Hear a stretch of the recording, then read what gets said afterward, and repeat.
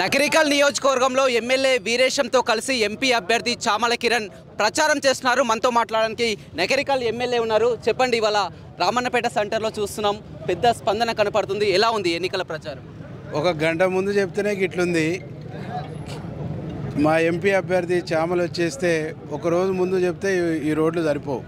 అంటే ప్రజల్లో కాంగ్రెస్ పార్టీ పట్ల, కాంగ్రెస్ పార్టీ ఎంపీ అభ్యర్థి పట్ల అంత స్పందన ఉందనేటువంటిది ఇదే మీకు ఉదాహరణ. కాబట్టి రేపు నాకు ఇచ్చినటువంటి మెజార్టీ కంటే చామల కిరణ్ కుమార్ రెడ్డి అన్నకు భారీ మెజార్టీ ఇస్తారు, భారీ మెజార్టీతో గెలిపించబోతున్నారు. కానీ కేసీఆర్, కేటీఆర్ పదే పదే చెప్తున్నారు, ఇదంతా కూడా వారు గత అసెంబ్లీ ఎన్నికల్లో 6 గ్యారెంటీ హామీలతో కూడా మోసపోయి ప్రజలు ఓట్లేశారు. కానీ అసలు కాంగ్రెస్ పార్టీకి 2 సీట్లు తప్ప మాకు 10 సీట్ల వరకు కూడా గెలుస్తామని కూడా చెప్తున్నట్టు. వాళ్ళ అడుగు ఊసిపోయింది, సడుగులు వేస్తలేదు. వాళ్ళ మాటలు ఎవరు నమ్ముతారని ఇంకా జనము అడుగుసిపోయి సడుగు లేవని స్థితిలో వాళ్ళు ఉండి కూర్చొని మాట్లాడుతుండు కదా. మరి ఆయన లేచేది ఎప్పుడు, పరిగెత్తేది ఎప్పుడు, అదంతా ఒడిచిన వచ్చాడు. పూర్తిగా రైతులని కరువు వచ్చింది, రైతులను వదిలేసి పట్టించుకోవడం, పార్టీలో చేరికలు, వీటి మీద రాజకీయాల గురించి పెడుతున్నారు. కానీ రైతులను పట్టించుకోవడం కూడా ఆరోపణ చేసినటువంటి దరిద్రం వదిలిపోతూ పోతూ కరువును కూడా ఇచ్చిపోయింది, అప్పులను కూడా ఇచ్చిపోయింది అని చెప్పేసి ప్రజలు బాధపడతారు. ఈ దరిద్రులు పోయిర్రు, కరువు ఇచ్చిపోయారు, కరువును ఆస్తికి ఇచ్చిపోయారు, కరువును సంపదగా ఇచ్చిపోయారు. వీళ్ళు ఇంత దుర్మార్గులు, ఇంత దుర్మార్గంగా ఈ రాష్ట్రాన్ని 10 సంవత్సరాలు పరిపాలించి ప్రజలంతా ఒకటే అడుగుతూ ఉన్నారు ఇలా కేసీఆర్ను. ఆయన రైతు యాత్ర చేసినా, రైతు భరోసా యాత్ర చేసినా, పొలం బాట పట్టినా 10 సంవత్సరాలు 1 కోటి ఎకరాలకు నీళ్ళు ఇచ్చినని చెప్తుండు కదా కేసీఆర్ గారు. వందలాది చెరువుల్ని, గొలుసుకట్టు చెరువులు నింపినని చెప్తుండు కదా. ఒక్క 4 నెలలు వర్షాలు కాస్త తక్కువ పడితే గ్రౌండ్ వాటర్ టేబుల్ ఎందుకు తగ్గింది?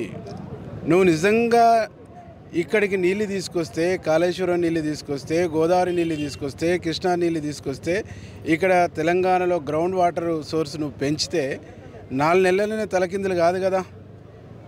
హరీష్ రావు ఏం మాట్లాడతాడు? 4 దొయ్యలు ఉంటే 3 దొయ్యలు ఎండిపోయినాయి, 1 దొయ్యే పారుతుంది, 4 బోర్లు వేస్తే 1 బోరు కూడా పడలేదంటారు. మరి ఏది నువ్వు పెంచినటువంటి గ్రౌండ్ వాటర్ టేబుల్?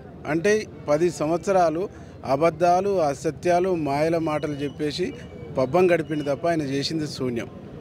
ఎలా ఉండబోతుంది? గతంలో చూడడం జరిగింది, నకరికల్ నియోజకవర్గంలో 68,000 మెజార్టీతో వేముల వీరేశాన్ని గెలిపించడం జరిగింది. ఇప్పుడు కూడా పార్లమెంట్ ఎన్నికల్లో నకరికల్ నియోజకవర్గం మెజార్టీ తగ్గుతుందా, పెరుగుతుందా? ఎలా ఉండబోతుంది? 1,00,000కు చేరుకుంటుంది. 1,00,000 అనేటువంటిది డెఫినెట్గా ఇస్తున్నారు. ఇక్కడ ప్రజలు కసిగా ఎదురు చూస్తారు. ఎప్పుడు ఎన్నికలు వస్తాయి, చామల కిరణ్ కుమార్ రెడ్డి మా పక్క ఊరు, మా పక్క మండలము, మా పక్క నియోజకవర్గము, మా పక్కనే ఉండేటువంటి వ్యక్తి వాళ్ళ సొంత ఊరికి, సొంత మండలానికి వస్తా పోతా మా నియోజకవర్గం నుంచే పోతారు. కాబట్టి ఎక్కువ నిధులు మేమే తెచ్చుకోవచ్చు, ఎక్కువ తనను మేమే ఉపయోగించుకోవచ్చు అనేటువంటి ఉద్దేశంతోనే 1,00,000 దాటాలనేటువంటి కసితో ఈ ప్రాంత కార్యకర్తలు, ప్రజలు ఉన్నారు.